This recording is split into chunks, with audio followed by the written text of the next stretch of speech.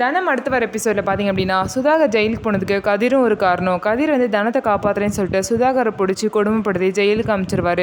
இதனால் சுதாகருக்கு வந்து கதிர் மேலே ரொம்பவே வந்து வெறுப்பு கடுப்பெல்லாம் இருக்கும்.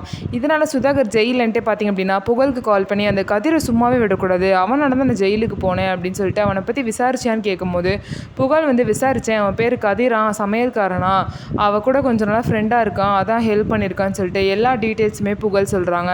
அவனை சும்மாவே விடக்கூடாது அப்படின்னு சொல்லிட்டு 2 பேரும் சேர்ந்து பிளான் பண்ணிட்டு இருக்காங்க. ஸோ கதிரோட அம்மா சொன்ன மாதிரியே தனத்தை காப்பாற்ற போய் இப்போ கதிருக்கு பெரிய பிரச்சனை வந்து சேர்ந்துருக்கு. இதுலேருந்து கதிரை எப்படி தப்பிக்க போகிறாங்க, தனம் எப்படி கதிரை காப்பாற்ற போகிறாங்க அப்படின்னு பார்க்கலாம்.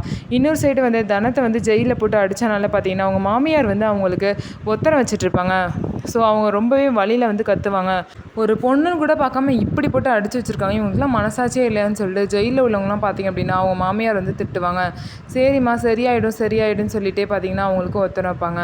ஸோ பார்த்திங்க அப்படின்னா 2 பேருமே வந்து வழி அனுபவிச்சிருக்காங்க. ஸோ கதிர் வந்து எப்படி வந்து தனத்தை காப்பாற்றினாரோ அந்த மாதிரி தனம் வந்து எப்படி கதிரை காப்பாற்ற போகிறாங்க அப்படின்னு வெயிட் பண்ணி பார்க்கலாம். ஸோ நம்ம வீடியோ உங்களுக்கு பிடிச்சிருந்தா நம்ம வீடியோவை லைக் பண்ணிக்கோங்க, மறக்காமல் நம்மளோட சேனலை சப்ஸ்கிரைப் பண்ணிவிட்டு பாருங்கள்.